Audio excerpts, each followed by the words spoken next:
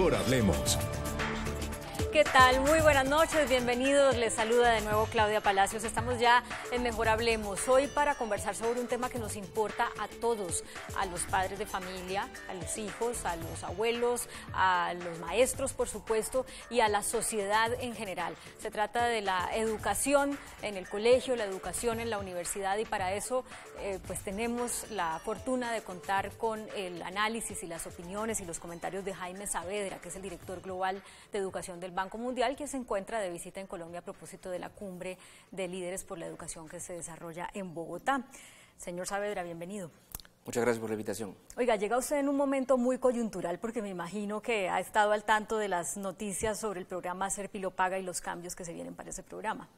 Sí, algo me he enterado de lo que se está planteando. Bueno, aquí básicamente el debate es seguir privilegiando con los pocos recursos que hay la excelente formación de un grupo pequeño de personas de bajos recursos que son pilas, que son muy dedicadas al estudio, o ampliar la base de personas beneficiadas y quizás sacrificar un poco, darles una educación que no sea la más top. Usted, como director del Banco Mundial, directora en educación del Banco Mundial, ¿tiene la respuesta a ese dilema? Mire, yo creo que tenemos que tratar de avanzar sabiendo que ese dilema se enfrenta en el corto plazo, pero tratando de enfocarnos que en el mediano plazo Colombia, así como otros países de la región, logren una educación de excelencia y al mismo tiempo para todos. Ese es el gran objetivo que tenemos. Y ese objetivo se tiene que cumplir para la educación básica y se tiene que cumplir para la educación superior, ¿no? Las habilidades que los chicos necesitan ahora para los trabajos del futuro son más y más complejas, y tenemos que asegurarnos que todos los chicos que pasan a la educación superior tengan las habilidades necesarias para poder enfrentar un mundo cada vez más globalizado, más retador. Ahora, en el caso, por ejemplo, de Pilo Paga, yo creo que un tema fundamental para Colombia es, en primer lugar, asegurarse que más chicos tengan la oportunidad. Y para eso se necesita avanzar desde dos puntos de vista. Por un lado, potenciar la universidad pública, y eso yo creo en ese sentido, ese énfasis es muy importante. Entonces, darle más recursos y que esos recursos sean bien utilizados para mejorar la calidad de la educación pública. Y obviamente asegurando los estándares más altos posibles en la educación superior privada también. Y al mismo tiempo, esos recursos tenemos que seguir manteniendo esa inversión, como se ha estado haciendo en el pasado en este programa Pilo Paga, para que los chicos de menores recursos puedan tener acceso a una educación de buena calidad. Ahora, en el corto plazo eso puede implicar, digamos, un dilema, ¿no?, entre cantidad y calidad. Es posible, pero yo creo que en el mediano plazo hay que avanzar en las dos cosas, seguirle dando oportunidades a aquellos chicos que de otra manera no hubieran podido acceder a una educación superior de buena calidad, y al mismo tiempo seguir poniendo más recursos en la educación superior pública, que es algo en lo cual hay que seguir avanzando. Quienes critican la decisión del nuevo gobierno de Iván Duque de hacer una transformación al programa Ser Pilo Paga, temen que se pierda algo que muchos consideran muy valioso, que es el contacto entre personas de muy bajos recursos y estudiantes de muy altos recursos en universidades que antes eran pues solamente para las personas que tenían mucha plata, como la Universidad de los Andes, por ejemplo. Dicen, más allá de que se les den unos conocimientos, que tengan acceso a unos laboratorios con muy buenos equipos y demás, está ese contacto entre dos mundos de los que siempre han tenido mucho y los que siempre han tenido poco. ¿Eso qué tanto cuenta en materia de buenos resultados en la educación? Yo creo que ese contacto es muy importante.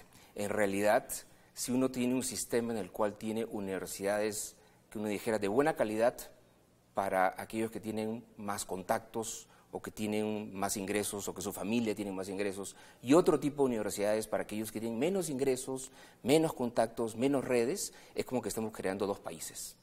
¿Qué es lo que hay? Y eso es lo que se tiene que evitar. Pero yo no creo que la solución para eso es decir, entonces tenemos universidades privadas de alta calidad y pongamos más chicos de menos recursos ahí. Eso es necesario, pero también es necesario tener universidades públicas de muy buena calidad en el cual vayan chicos de todos los estratos.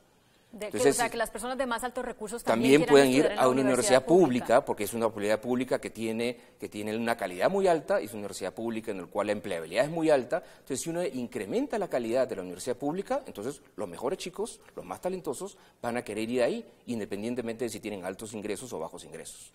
Pero sí es cierto que ese elemento de socialización es muy importante, porque la universidad no solamente tiene como deber el crear a buenos profesionales. La universidad, pública o privada, tiene como deber también crear ciudadanos, ¿no? Y ciudadanos que estén dispuestos a resolver los problemas de desarrollo de un país como Colombia. Entonces, ese tema de socialización es muy importante, pero yo no lo resolvería solamente a través del acceso de personas de menores recursos a la privada, sino también a través del acceso de personas de más recursos a la pública.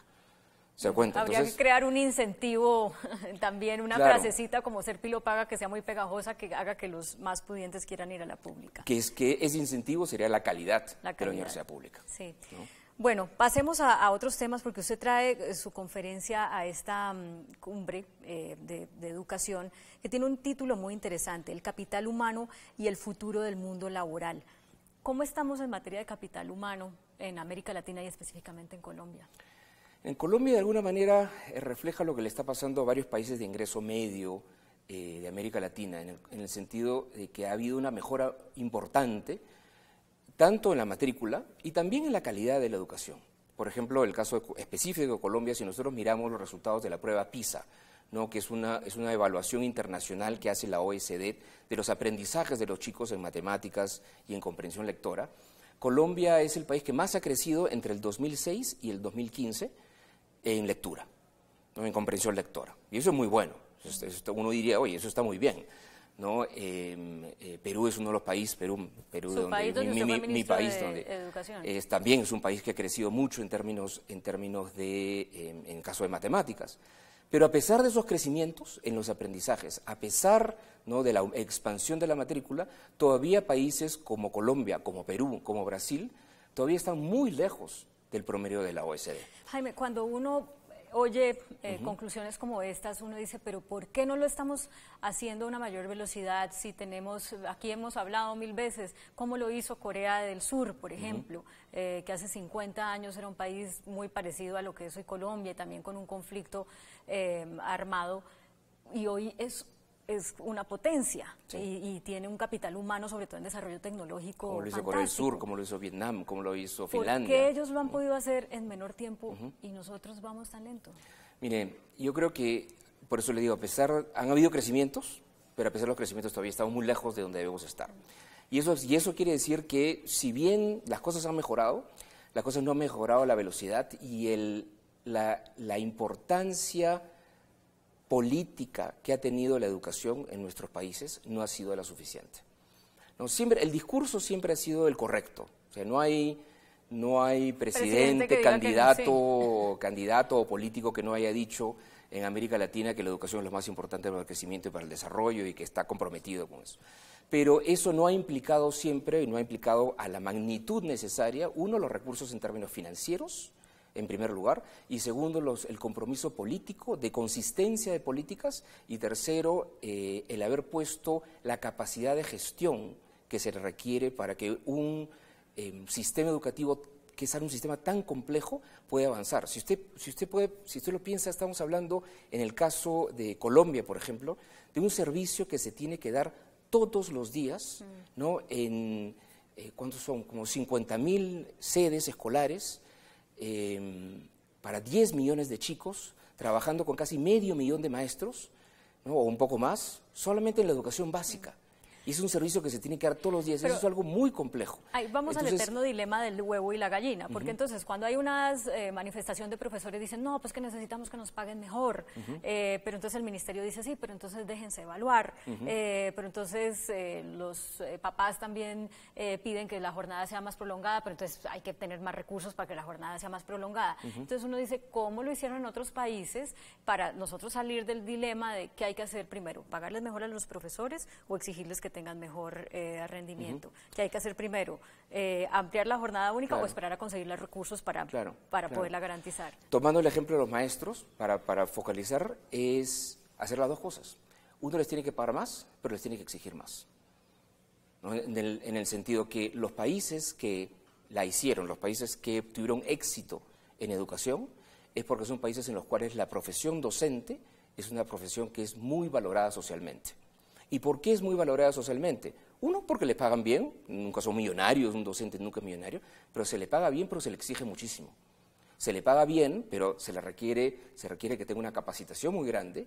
El entrar a la profesión docente es algo muy exigente, ¿no? Y luego, una vez que ya es docente, se confía mucho en el profesor, pero al mismo tiempo se queda claro que el profesor tiene una inmensa responsabilidad. Entonces son las dos cosas. Esa valoración social implica efectivamente pagarles más, pero al mismo tiempo exigirles mucho. Exigir que los que entran a la carrera docente sean gente que tiene mucha preparación, se ponen estándares muy altos para hacer que una persona pueda ser elegida para ser profesor, y una vez que es profesor se le pide constante capacitación, ¿no? y constantemente que esa capacitación implique un cambio en su comportamiento en el aula, y se le exige a ese docente que tiene que asegurarse no que él enseña, sino que se asegura que todos los niños que estén en el aula aprendan, que no es lo mismo, es un compromiso distinto. Justo antes de empezar la entrevista, Jaime estaba diciendo algo que me impresionó. La crisis en la educación de la que se está hablando responde a un indicador muy, muy preocupante, que es que la mitad de los estudiantes que van al colegio estudian, pero no aprenden. Por eso es que nosotros estamos usando en el banco la palabra crisis. A veces nos dicen, pero ¿por qué crisis? ¿Qué pasó ayer? ¿Qué pasó la semana pasada? Y bueno, en verdad la semana pasada no pasó mucho. Es una crisis que se ha venido generando en los últimos 30 años, en los cuales, a pesar de la expansión en la matrícula, lamentablemente ha habido como ese intercambio que hay entre cantidad y calidad. ¿No? Sí ha habido una expansión en la matrícula en todos los países en desarrollo, ¿no? Y efectivamente las tasas de escolaridad han subido mucho, son casi 100% en la primaria, son 80% en la secundaria. Pero lo que encontramos es que a nivel global, ¿no? Básicamente en los países de desarrollo, 50% de los chicos que están en el aula no están aprendiendo. Entonces, eso es una crisis. ¿Por qué? Y eso justamente es porque, a pesar que están en el aula, no tenemos todavía un sistema que nos asegure que todos los maestros, por ejemplo, tengan la capacidad necesaria, tengan la valoración social necesaria para que efectivamente esos maestros estén ocupados y estén, digamos, casi obsesionados con que todos los chicos que están en ese salón estén aprendiendo. Por eso es que le digo, a veces es como que se necesitara un cambio en los términos de referencia de ser maestro. Y muchos lo hacen. Hay muchos maestros que son muy comprometidos y que hacen bien su trabajo. Pero no es ese maestro que hace bien su trabajo, es el maestro que está preocupado que ese chico que está muy calladito ahí, ¿qué está pasando con él? ¿Por qué no está aprendiendo? Y el maestro que no es tan bueno es el maestro que se para, hace su clase, y bueno, y el que aprendió, qué bien, y el que no aprendió, su problema. Entonces tenemos que asegurarnos que todos los maestros sean como el primer maestro del que ¿Cuál es el hablando. rol de los padres, Jaime? Y lo pregunto específicamente en un país como Colombia, en una ciudad como Bogotá, donde casi todo el mundo trabaja mucho. Las jornadas laborales son enormes, la posibilidad de compartir tiempo con los hijos para ayudarlos a hacer una tarea pues es mínima, y los padres dicen, no, pues ya estoy pagando un colegio que el colegio se encargue. que el colegio se encargue. ¿Cuál es la justa medida de la responsabilidad de los padres en que los hijos adquieran las competencias para más adelante ser profesionales exitosos? Mire, la escuela complementa al hogar, ¿no? Son las dos cosas en realidad, ¿no? Hay muchas competencias y conocimientos que el chico va a adquirir en la escuela. En muchos casos, lamentablemente, la escuela a veces va a tener que inclusive reemplazar de alguna manera al hogar cuando tienes un hogar disfuncional, ¿no? O cuando no están los padres, ¿no? En países que han pasado por conflicto eso pasa, es más frecuente que en otros países, pero en los casos que hay una familia, que hay un padre y una madre, o uno de los dos, sí es muy importante que esa persona esté preocupada de lo que está pasando con ese niño. No tiene que reemplazar al colegio, el conocimiento, competencia, la socialización que hay en el colegio es algo que es función del colegio, pero sí es función de los padres, ¿no? El dar el ejemplo. Cuando nosotros hablamos mucho de las competencias que tiene que tener una persona, que son la perseverancia, el respeto por los demás, el trabajo en equipo, son cosas que uno también las ve en su hogar. Entonces hay mucho de complementación entre el colegio y el hogar. El padre de familia no puede decir, no es mi asunto. ¿Un papá o una mamá deberían sentarse al lado de sus hijos a hacer tareas desde que empiezan hasta que terminan? Mira, no hay una evidencia clara de que estar sentados haciendo la tarea con el chico va a tener un impacto, va a depender mucho de la personalidad del chico. No hay mucha evidencia sobre eso. Lo que sí hay evidencia es que si hay una preocupación del padre de lo que está pasando con el chico, eso sí puede tener un impacto en el desarrollo emocional y personal del niño. Sí, ahora que usted habla de como del tipo de chico, ¿no? Del tipo de estudiante, el tipo de hijo, sí. No todos los estudiantes y sobre todo hoy responden de la misma manera al estímulo del conocimiento. Unos quieren aprender todo a través de videos en los celulares y entonces cualquier clase los duerme y los aburre. Y uno como padre se cuestiona todo el tiempo si uno le está ofreciendo a sus hijos la educación que realmente sus hijos necesitan para sacar lo mejor que pueden dar. Por eso es que el rol del maestro ahora es cada vez más complicado, ¿no? Porque a veces decimos, bueno, la información en realidad, la información pura, está en Internet, ¿no? Los chicos pueden acceder, si el chico tiene un smartphone va a acceder a la información. Ahora, pero ¿qué hacer con esa información? ¿Cómo procesarla? ¿Cómo crear?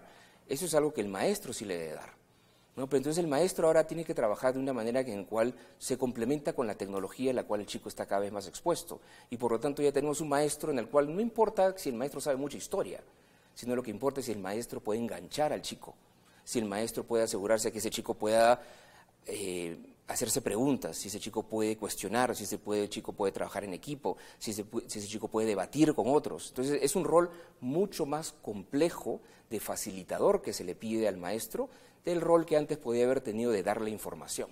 Entonces por eso justamente esa necesidad de invertir en nuestros maestros, ¿no? Tanto desde el punto de vista laboral, digamos, o salarial, pero invertir en las posibilidades de desarrollo profesional de los maestros son cada vez más importantes. Jaime, dejamos planteado el tema antes de ir a comerciales sobre para qué estudiamos lo que estudiamos y los empleos para los que nos estamos formando ya no van a existir en 20 o en 10 años. Mira, lo único que sabemos en realidad, yo creo que yo soy economista, creo que los economistas somos muy malos prediciendo. Entonces, lo que sí sabemos del mercado de trabajo en el futuro es que va a ser distinto. Sabemos que hay muchos empleos que se van a crear y muchos empleos que se van a destruir. ¿Cuáles exactamente? ¿Cuáles van a ser las magnitudes? ¿Cuál va a ser el impacto diferenciado que va a tener todos los procesos que hay de automatización, la inteligencia artificial, el uso cada vez más intenso de robots en las fábricas, en los puestos de trabajo? Es algo que nos lleva a tener una gran incertidumbre, ¿no? Nosotros hace 10 años no sabíamos que iba a existir, o hace 10 años que iba a existir la profesión de desarrollador de aplicaciones para un teléfono, ¿no? El app developer, ¿no? Pero si hoy día una de mis hijas me dice que va a estudiar eso, ya, fantástico, eso es algo que va a tener futuro en el mercado de trabajo, ¿no? Y esa era una ocupación que hace poco simplemente no existíamos, no teníamos la idea que iba a existir. Entonces, en verdad sabemos poco de lo que va a pasar. ¿Sabemos que muchos empleos se van a destruir? Sí, ¿no? Los estimados son variados, hay muchos que muestran que hasta la mitad de los empleos que existen hoy día no van a existir, ¿no?, dentro de 15 años. Pero nuevos empleos se van a crear. ¿Cuáles son exactamente esos empleos? No lo sabemos. Y yo diría, ¿cuál es el gran mecanismo de seguro, ¿no?, que va a tener la gente para poder enfrentar ese mercado de trabajo en el cual la única certidumbre es la incertidumbre? Yo diría que es la educación.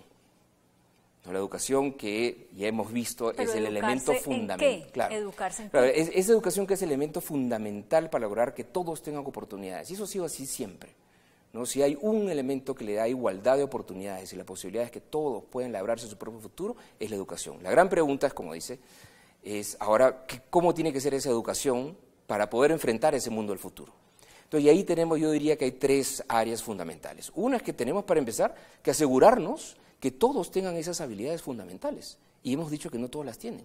50% de los chicos que están en la escuela no las están teniendo. Las habilidades fundamentales, comprensión lectora y razonamiento matemático básico, ¿no? Para empezar eso. Segundo, competencias digitales.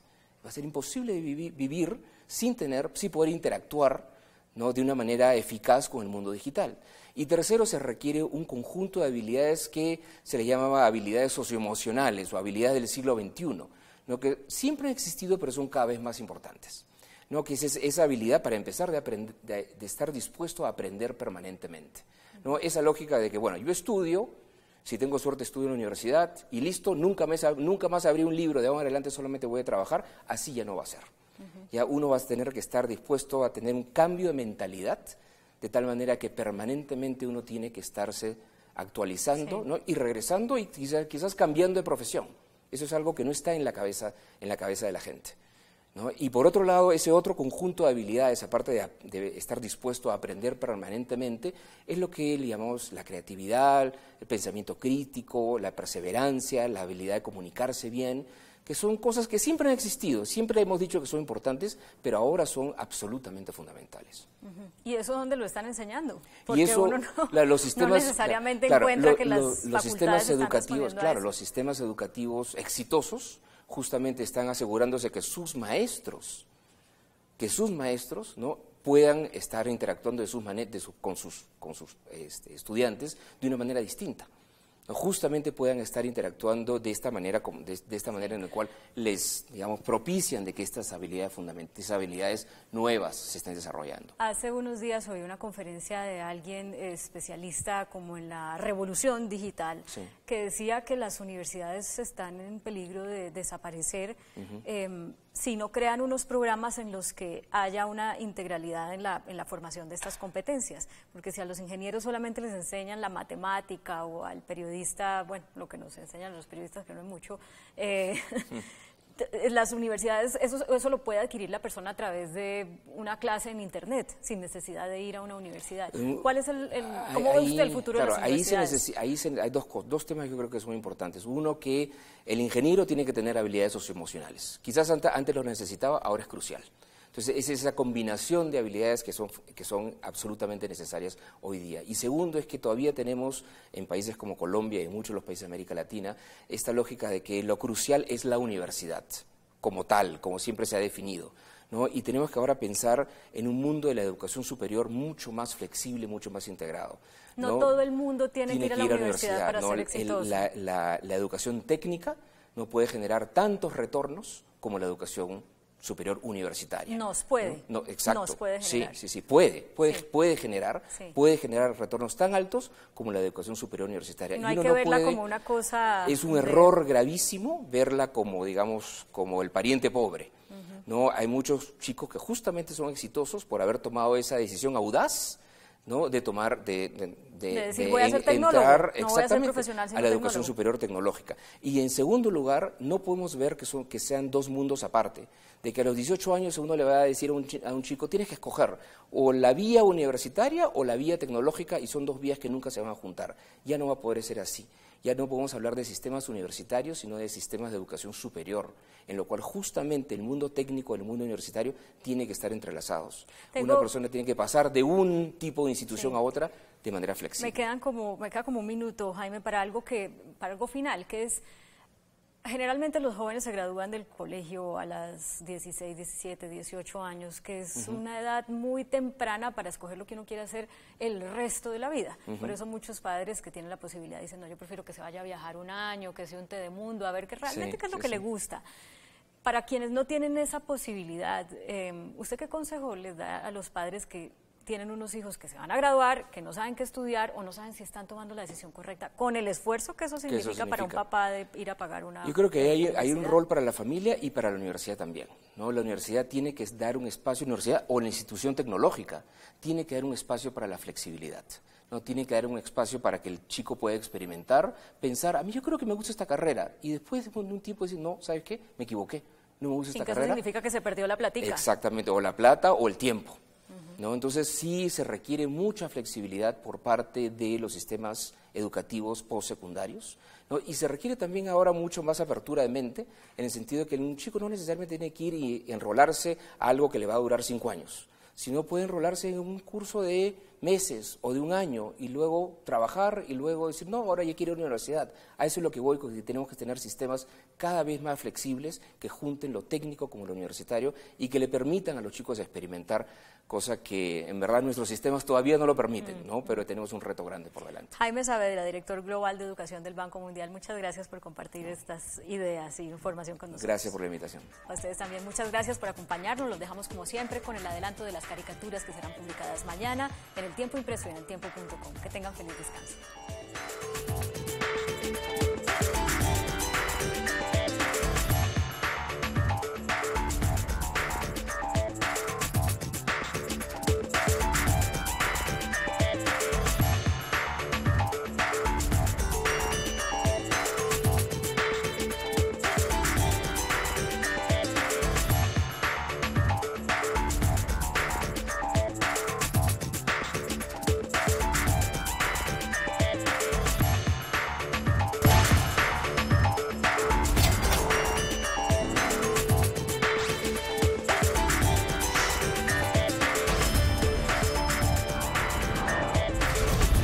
Mejor hablemos.